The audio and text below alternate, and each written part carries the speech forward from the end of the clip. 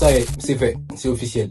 Le M23 a réussi à prendre le contrôle de la ville de Bukavu, capitale provinciale de la province du Sud Kivu, située à l'est de la République démocratique du Congo. Alors, avant que je ne puisse me prononcer sur la question, que disent les faits? Dans un premier temps, il faut savoir qu'à la différence de la ville de Goma, prise quelques jours auparavant, également par le M23, la prise de la ville de Bukavu n'a nécessité aucun combat, puisque les forces armées congolaises ont fui à l'avance du M23. Parce qu'il faut savoir que le souhait des rebelles du M23 de s'emparer de la ville de Bukavu n'était pas une surprise. Ils avaient annoncé cela à l'avance et donc ils avaient simplement prévu de marcher tout normalement vers la ville de Bukavu. Et donc les forces congolaises se sont rendues avant eux dans cette ville, à Bukavu, afin de sécuriser, soi-disant, la ville et empêcher au M23 de prendre le contrôle de cette dernière. Mais comme je viens de vous le dire donc, les forces congolaises ont fui à l'approche du M23, laissant leurs armes sur place. Et à l'heure actuelle, au moment où je tourne cette vidéo, c'est-à-dire le 17 février, le M23 est pleinement installé dans la ville de Bukavu. Et à savoir que sur place, on a observé des scènes de liesse de la part de la population locale qui était manifestement contente de voir que le M23 a investi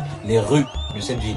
Alors c'est assez paradoxal parce que nous, du point de vue extérieur, on pourrait se dire que le M23 à Bukavu c'est une mauvaise nouvelle pour les habitants. Mais ce n'est manifestement pas le cas. Et pire encore, les habitants semblent soutenir cette prise de la ville par ces forces rebelles. Mais toute cette liesse a une raison en réalité.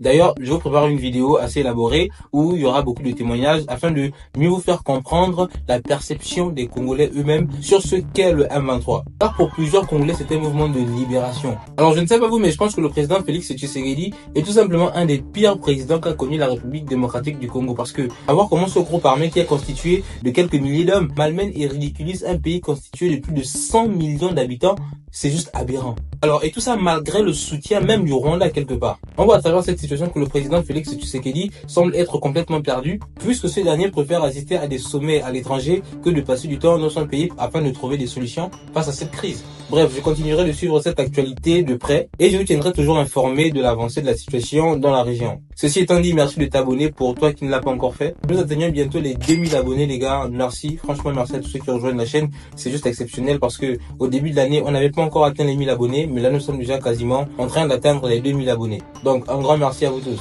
on se dit à la prochaine vidéo.